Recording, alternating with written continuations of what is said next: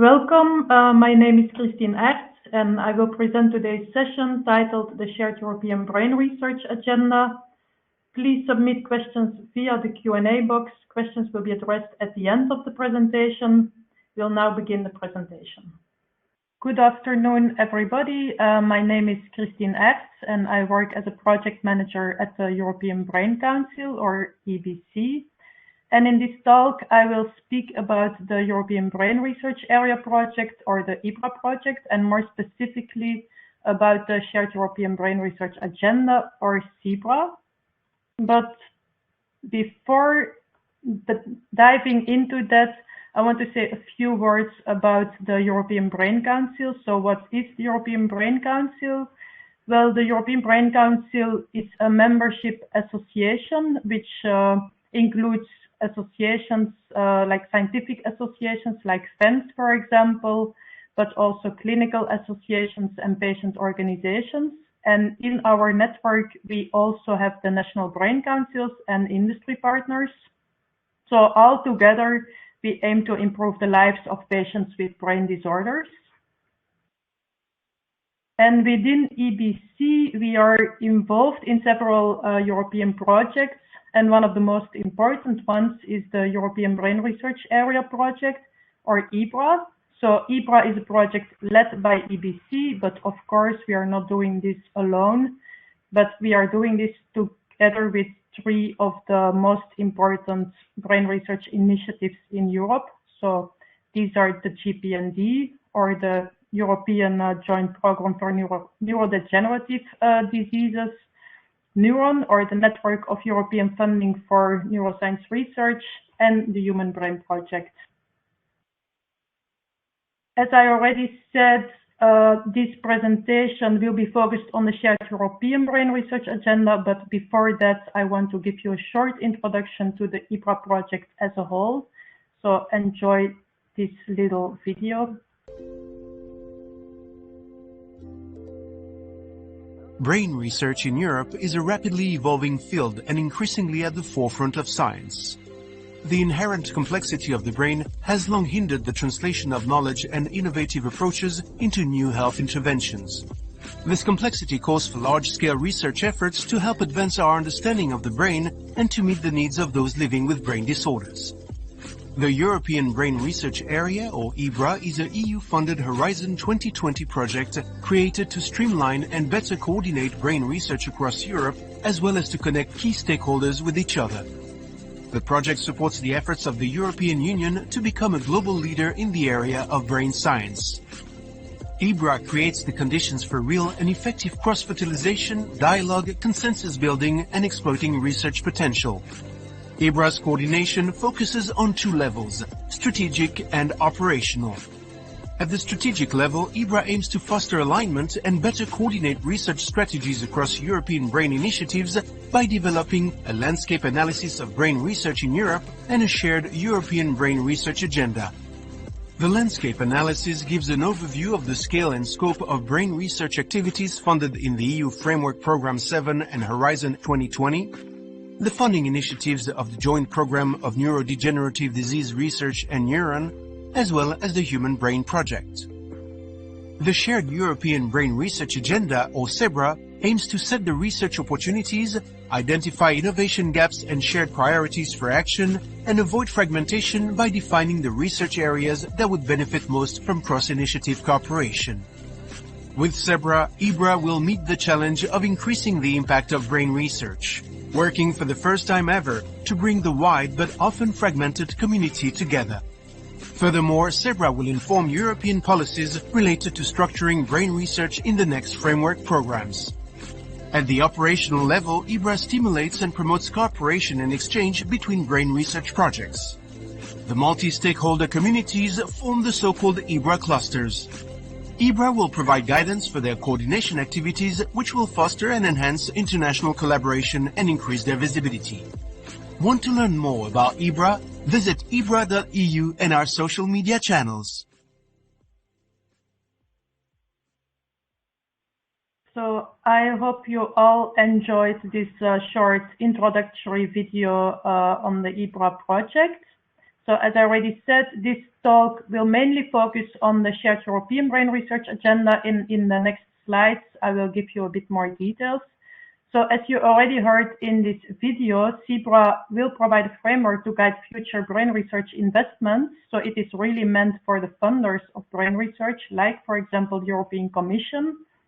And one of the aims of SEBRA is to promote basic translational and clinical brain research, because we need to know the priorities and the gaps that need to be funded in the coming years. SEBRA will also enable innovation in brain research. And once the funders put this money in point 1 and 2, the lives of persons with brain disorders can also improve, actually, and societal and economic challenges in Europe and more globally can also be addressed. The development of SEBRA was done using a very specific methodology. So first of all, we all know that there are already a lot of brain research agendas existing, so we didn't start from scratch. We didn't reinvent the wheel, to say so, but we searched for the most important brain research agendas, and we completed them by the input from experts. And then in a later phase, we will also spread this agenda to other relevant stakeholders to ask for their feedback. In the next slides, I will just give you a bit more information on each step.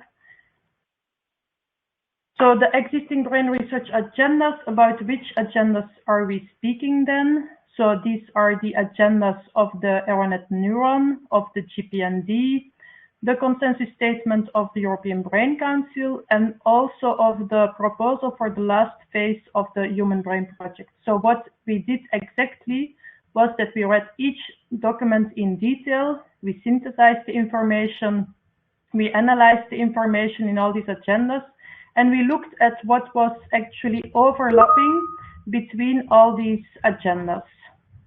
So this was a first phase, actually, to see what is existing and what is overlapping between all these agendas. As I already said, this information was completed by input from the brain research experts. Of course, we needed to search for these experts, and we therefore used our very broad EBRA network. So GPND, Neuron, and HBP, they suggested some experts, but also within the network of the European Brain Council, we liaised with our members, and we also asked them to suggest us some experts. So, and that's why we really have a very representative sample, or a very representative pool of brain research experts in SEBRA. For example, the basic scientists, the translational brain researchers, the clinical brain researchers, but also clinicians like neurologists and psychiatrists, and patient representatives. So altogether, they will provide input to SEBRA, or they already did. And what we then did, once we had this list of all the experts, we asked them 3 questions, quite simple one, but actually also quite difficult. So we asked them to list the 5 most important priorities in brain research. We also asked them to indicate the 5 most important gaps in the existing brain research agendas. So we shared the 4 brain research agendas, the 4 existing brain research agendas with them. And we asked them to list the gaps that they could see there, but also in the brain research field overall. And we also asked them to indicate some enabling actions to address these priorities and gaps. And we received replies from 50 experts. So again, we had a look at all these answers, we synthesized them, we analyzed them, and we put them in a list. And then this list of expert input was compared with the list that we created from based on the existing brain research. And this list with commonalities and gaps, so we had a look at the overlap between the agendas and the expert input. This list was then spread again to the brain research experts, and we asked them another question. This time we asked them to indicate their top 3 of priorities or commonalities and gaps, and we asked them to do this in 5 categories. More specifically, in the category of fundamental basic brain research, in the one of disease-related brain research, in the one of disease-specific brain research, and also in the social, societal, ethical, technological brain research category and enabling actions. 33 out of 50 experts answered to this survey, and they provided us their ranking. And again, we analyzed this information and we came up with a ranked list of priorities and gaps. And what we also noticed when we had a look at the answers is that there were 6 themes really clearly popping up. Of course, these themes are very, very general, but they are quite important. So the first theme or the first priority that showed up was that we really need to understand the brain and related disorders from a multi-scale or multi-level perspective. When investigating the brain, we should also look at each age. So we should do research in children, in teenagers, in adolescents, adults, and the elderly, so throughout lifetime. Another important gap that was indicated was the translational gap, and this one should be closed. So we really need to focus on linking basic science to clinical science. Another theme was personalized and precision medicine, society and ethics, and of course nowadays also innovation and technology is an important field of brain research. These themes were then further discussed in a SEBRA workshop, so we brought all the experts together and they discussed about these themes and came up with very specific priorities and gaps in each theme. And we are currently actually writing down the outcome of this workshop. And once this will be done, which is actually expected for fall 2021, this will be spread to relevant brain research stakeholders, so including the patients and the industry, but also to the EU member states. So we will send the SEBRA to the ministries and we will ask their feedback, because it is very important that the EU member states actually also support brain research. This is important for Europe too. And we will also link with the global brain research representatives. And then in a last phase, we will promote SEBRA, of course, at global level. So as the EBRA consortium, we will connect and engage with regional and international stakeholder networks to increase impact. We will also use the SEBRA to foster a dialogue to address societal and economic challenges in Europe and globally, and link really specifically with the global brain initiatives, for example, with the US Brain, but with the Japanese Brain Initiative also, and the Korean Brain Initiative, and the IBI, so the International Brain Initiative, with whom we are already in close contact. And we will also link with the OECD Working Party on Biotechnology, Nanotechnology, and Converging Technologies. So thank you very much for your attention. And if you want to learn more about EBRA, we advise you to visit our website and to follow us on Twitter and on LinkedIn. Thank you. Good afternoon. So my name is Frédéric Destrebeek. I'm the chair of this Q&A session. Very happy to join, and like to thank Christine for this very interesting presentation. Christine, we don't have questions as yet in the chat, but this gives me the opportunity to invite anyone who would like to ask any question to really feel free to put any questions or comments even to your presentation to share with us. But Christine, I have a question which is probably a bit personal, given that we have been working on that for quite a time now at EBC. What did you find the most challenging in the process of building this agenda? And obviously, feel free to open up your heart in responding. Yes. Yeah, I think there were, it's never easy, I think, to create such an agenda. So we had some challenges. I think the most, like the first one and an important one is that you need to find the right experts, and they need to be representing, let's say, the most general domains in brain research. So this was a challenge. Another one is that also the stakeholders need to be represented. So in this agenda, when we created it, we had the scientists, of course. This is a quite easy group to tackle, let's say, or to find, even though we can never represent like all the fields in brain research in this agenda. So of course they have a general view, they have their own expertise, but we kind of addressed this also by saying to them that they needed to think out of the box, like not out of the box, but out of their own field.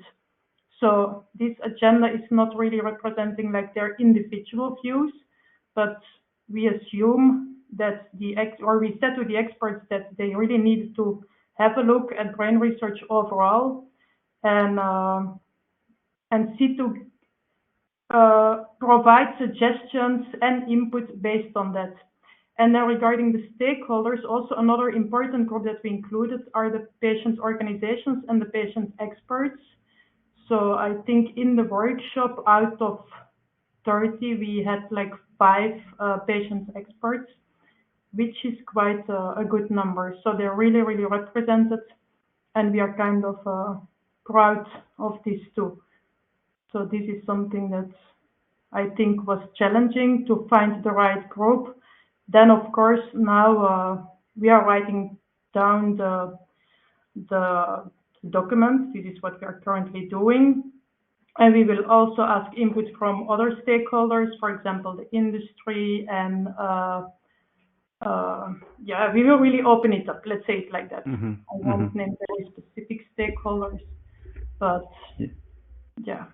Yeah, thank you for that. Actually, you're pointing to one of the usual and basic issues or challenge whenever we as EBC are entering or opening up such kind of work.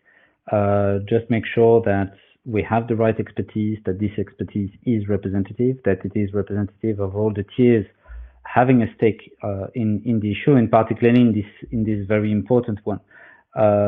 Actually, I was expecting maybe that you would point out to more external factors, but here it's interesting to hear the inherent internal factors of this exercise. But I would say that externally, and I would maybe formulate it as a question: do you feel that the agenda as an outcome is sufficiently regarded as something, I would say, tangible, and as something influential in the current debate when it comes to addressing or shaping the future of brain research in Europe? I think definitely it should be. So I think that when the SEBRA comes out, that everybody, like in brain research, like also the FENS members and the students, like PhD students, postdocs, researchers, should read these documents and should also advocate for brain research at a higher level and at EU level. So this is really something very important, and this is what we will aim, like once SEBRA will be written, once we will have done this consultation, this is the next step, that we will use this document as an advocacy document. We will share it also with the member states, because the member states in Europe do also have a very important, they really play an important role at EU level too, to make sure that, for example, brain research will be strongly funded in the EU programs, for example, in the Horizon Europe programs. So this is really the ultimate aim, that we make sure that SEBRA is taken into account when writing these Horizon Europe programs. This is very important.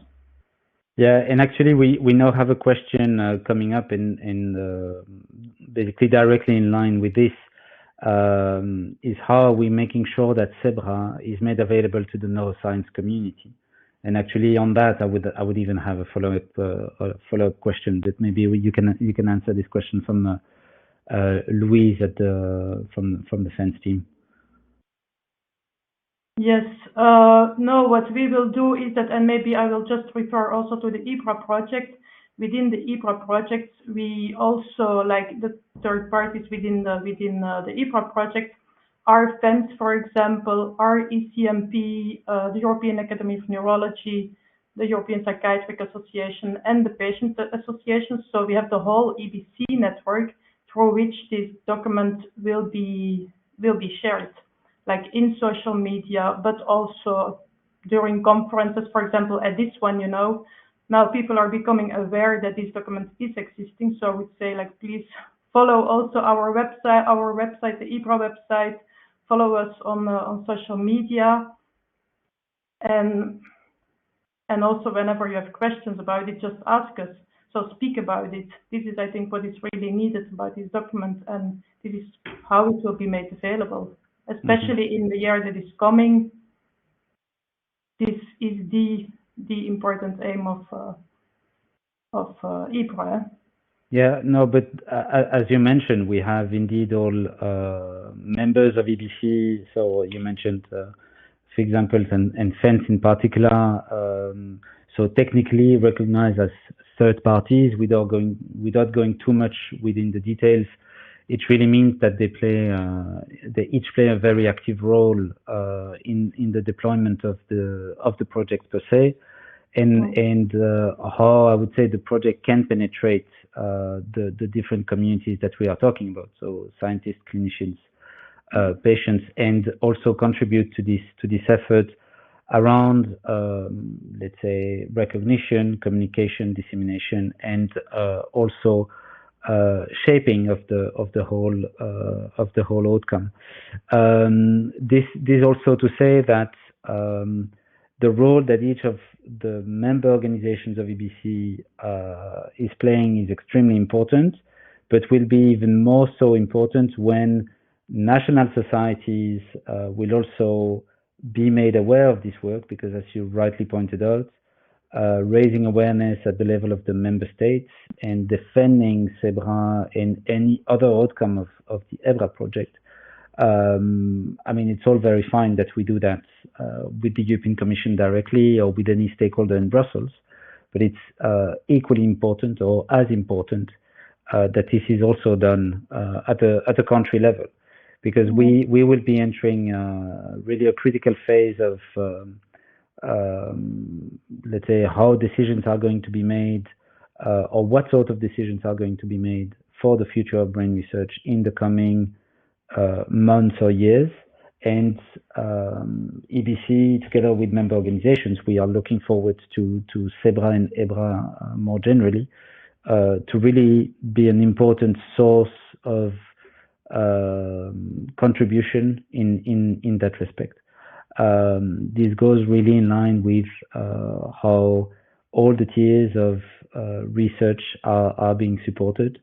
And we know that there are many tools of funding currently available. And there is this reflection on how to streamline and how to potentially merge some of these instruments. So in that respect, Christine, you've been really at the center between all the partners. We've mentioned TBC and the third parties for obvious reasons, but you also were in charge of liaising with JPND, Neuron, as well as the Human Brain Project. How do you see or what sort of, I should say, alignment do you see between the agenda as they were already defined by these large-scale initiatives, and how do you see it feasible to get, in a sense, merged into one agenda? Yes, good question, and also a difficult one. But I think that what we see in general is that when you look at the individual agendas separately, they have like each. They have, of course, they have each their own point of view, because they're like very specific. They have kind of different interests. So they're all oriented on brain research. They're all interested in brain research, but their perspective is slightly different. For example, GPND is really focused on neurodegenerative diseases. The ARNet neuron is focused on neuroscience and sensory diseases too, but not on the neurodegenerative diseases. Then you have the Human Brain Project, who is also really focused on the infrastructures. So I think that each partner within EBRA has their own specific expertise, let's say, but of course it's still brain research, so there is still a lot of overlap between these agendas. And this is also something that we noticed when reading these agendas, that there are many overlapping priorities. And this is what we want to put forward in EBRA, to also make sure that we are not doing like triple work, that not each of these initiatives is doing the same thing, but that we are working together, we are collaborating, we are learning from each other, and we together we create something. So this is and that's why in the initial phase, actually, as a first step within EBRA, within the creation of the SEBRA, this is what we did. We analyzed these agendas, and then we tried to find the overlap between all these agendas. Yeah, it's again, as you pointed out in your presentation, this idea or objective to avoid duplication and fragmentation, avoid this kind of overlap, or at least emphasize or reinforce the collaboration whenever there is overlap between those agendas, and that's really this idea that we continue to defend via the project. And I think that in line with this, we should probably open up a parenthesis around the clusters, as we are receiving a question about that from Victor Isa Garcia from Monterrey. So it's just a question as to how and whether institutions, departments, or labs could join existing clusters. So maybe we could go back on let's say the principle of those clusters.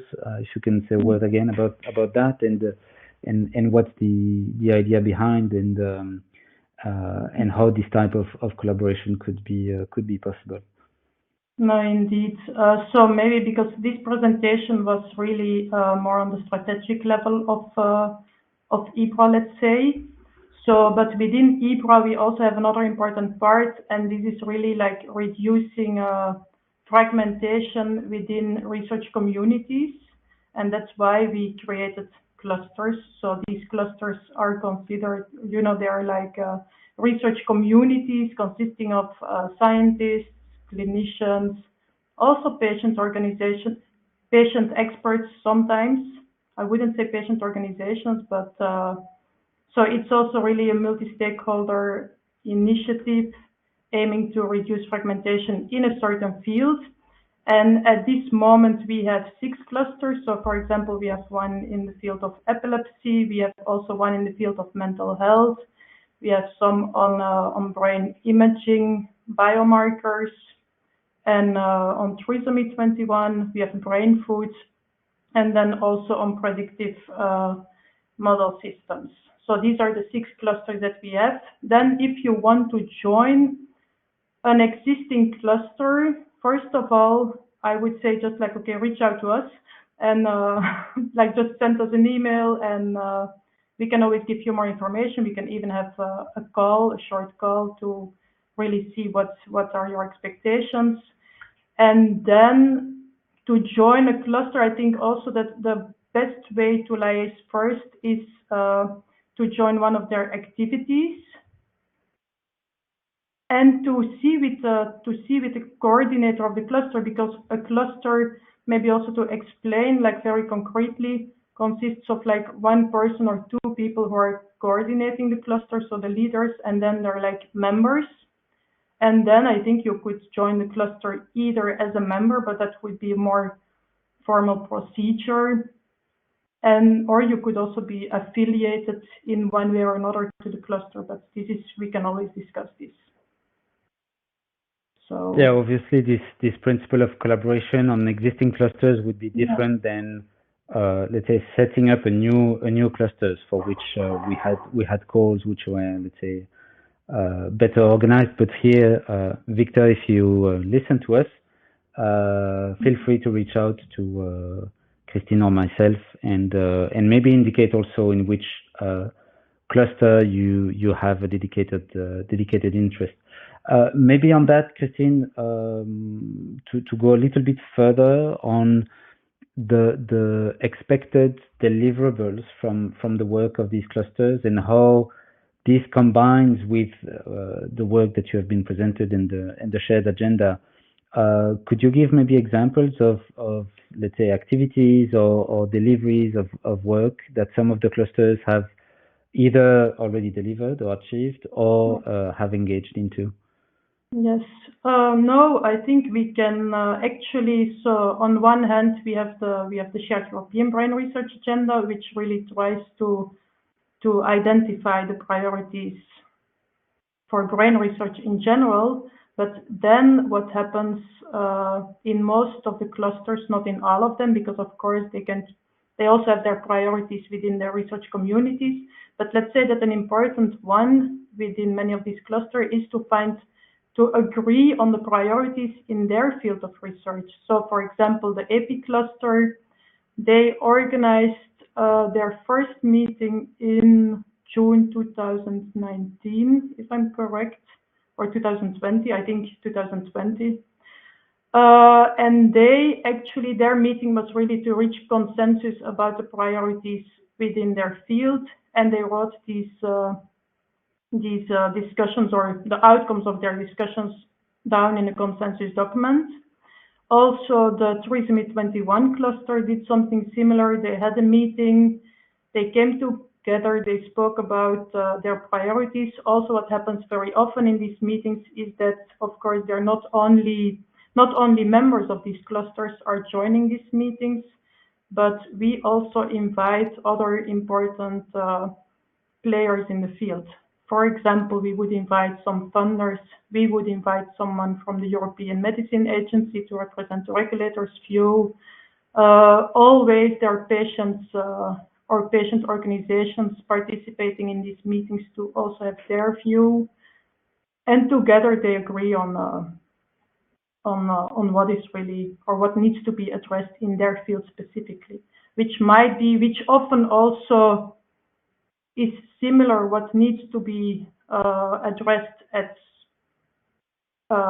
in the brain research in general, but which is also a bit more specific for their own field. For example, data sharing issues is something that we see coming back in each cluster as a priority. Also, the research infrastructures is also something very common and that each cluster needs, but they also have specific priorities, of course.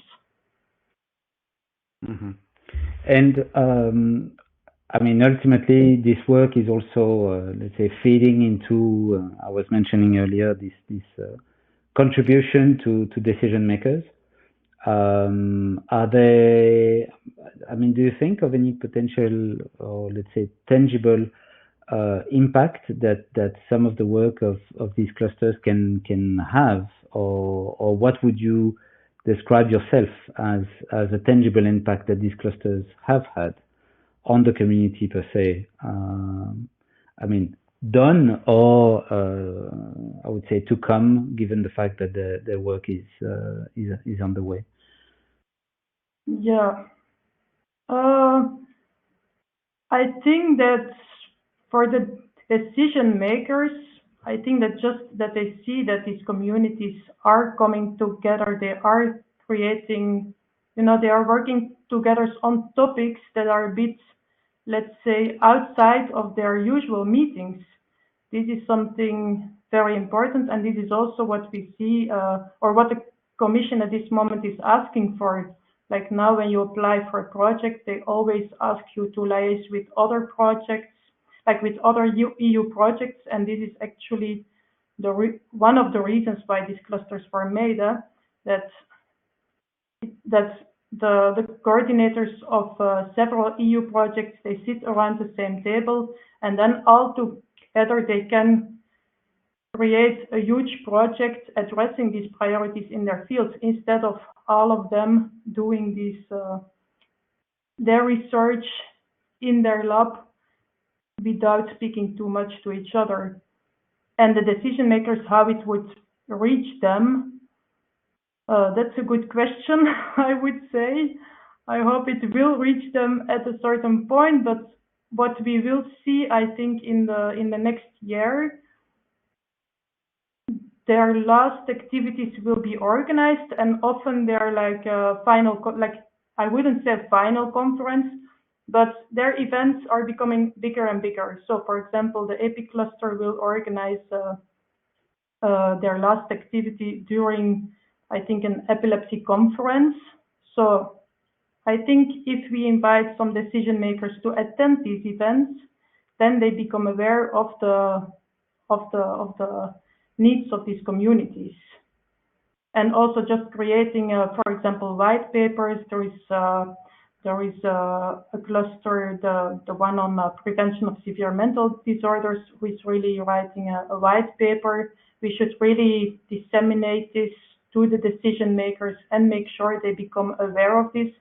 And I think we will manage it. And of course, also in the final conference of EBRA, we need to invite them. I would also say something else that is linked, that is not completely EBRA, but that will happen in October, are the Brain Innovation Days. And there also EBRA will be mentioned. EBRA will be put at the political agenda. So this is also another very important moment for EBRA, I think. I don't know, Fred, if you want to say something more about that. No, absolutely. I just was about to upload the self-promotion that you managed to make about another EBC activity, which is becoming and growing in importance.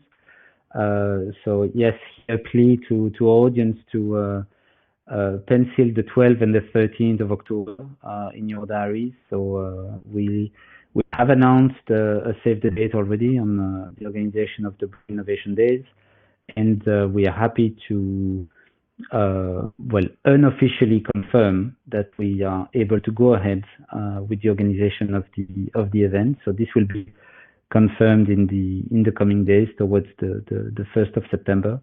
The fact that we will be able to have a physical meeting in Brussels of the Brain Innovation Days. The idea being to again convene all the tiers of our wide community. So Christine, you mentioned scientists, clinicians, and patients as being, let's say, the core community of EBC, but here we would like really to engage with all researchers of any kind, innovators, startups, students, young researchers or young postdocs, as well as with the private sector. So we mentioned earlier the industry and the links that EBC has with the industry, but here also with investors, venture capitalists, or any type of institution ready to support research as a whole, because we'd like to extend and give a voice, or at least offer a platform for all these actors to be able to meet, but also to be able to interact, which we believe is really essential in, let's say, continuing to steer and continuing to encourage the brain research ecosystem as a whole, and we see this as being essential in the foreseeable future. So here really a warm invitation to join us. Obviously, it will meet all COVID safety standards. It will be adapted for the COVID times.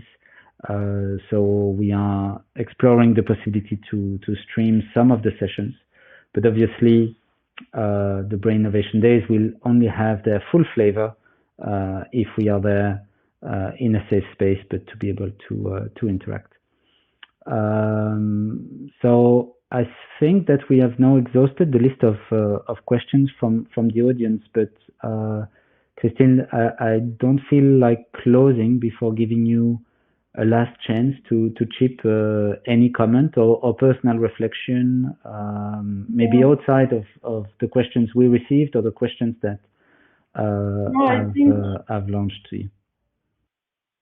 No, thank you, Fred. I think that there is just one point that we didn't highlight so much yet, and that is actually the use of the Shared European Brain Research Agenda at global level. So that the aim also of this document is that it can be really used to reflect, like, let's say, the European perspective on brain research, and to use it as a tool to communicate with the other players in the world at international level. So to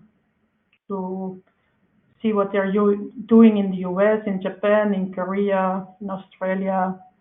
So that's just something I wanted to say, and that we will also work on in the next months to really promote SEBRA at global level. Yeah, potentially you're opening up a new chapter or new parenthesis in the, well, it's not even a parenthesis because it's directly related, but I would say a new chapter in our discussion, because indeed that's a critical element also in the whole concept and the whole philosophy of EBRA as a whole.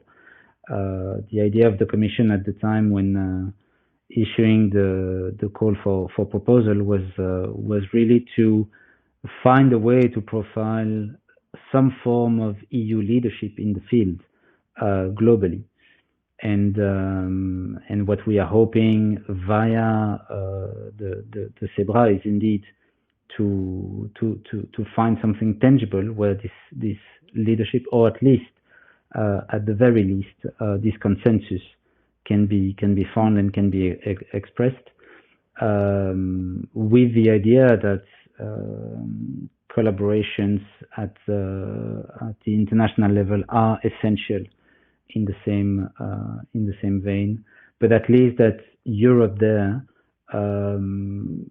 let's say, presents a united front in a sense.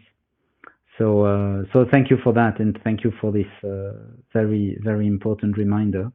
And I think we can really close this discussion by again encouraging everyone listening to be in touch, to follow our activities. I mean, feel free to ask any question whatsoever that would come to your mind after this session. I think that all the contact details are available via